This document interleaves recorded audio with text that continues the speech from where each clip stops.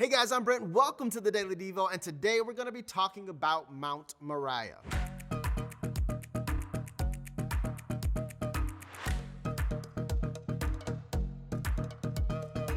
So Mount Moriah is one of those mountains that it has a really special meaning to me. The church I said yes to Jesus to when I was 16 years old was called New Mount Moriah Missionary Baptist Church. It was at this particular church where I learned about the amazing story of how God provided for Abraham while his faith was being tested.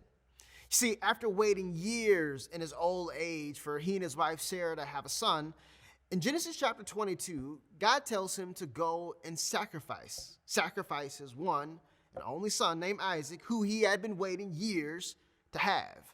In verse 2 of the chapter, it says this. It says, "Take your son, your only son, yes, Isaac, whom you love so much, and go to the land of Moriah.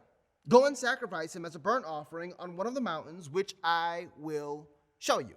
As the story unfolds, Abraham begins this journey with his son Isaac to this mountain in the land of Moriah.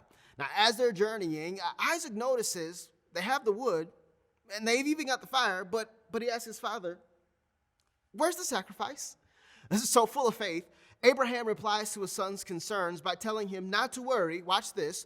The Lord will provide. Sure enough, that's exactly what God did. When they reached their destination, just before Abraham was going to sacrifice his son, the angel of the Lord appeared and provided a ram to be given as a sacrifice. On that particular day, God was pleased with Abraham for not only his obedience, but also his willingness to not withhold anything from God, regardless of how much he loved it. I want to take a look at verse 14. Here's what verse 14 says. Abraham named the place Jehovah Jireh, which means the Lord will provide. To this day, people still use that name as a proverb. On the mountain of the Lord, it will be provided. My friend, I couldn't imagine putting myself in Abraham's shoes. There's no doubt in my mind that he had to be dealing with a range of emotions. The truth of the matter is, when God calls us to make significant sacrifices in our lives, it's never going to be easy. But here's what I want you to know.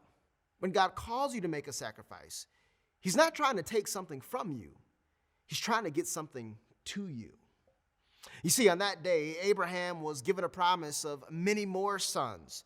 And today, he's known as the father of many nations. Now, I'm pretty sure for the rest of his days on earth, Abraham never, ever doubted again whether or not God will provide. The next time you feel compelled by the Holy Spirit to make a sacrifice of some sort, and you're not sure if it's you or God, I would encourage you to seek advice from someone who's spiritually able to help you discern what God may or may not be saying. But if you conclude that he is calling you to make a sacrifice of some sort, just remember, he's not trying to take something from you. He's trying to get something to you. The Lord will provide.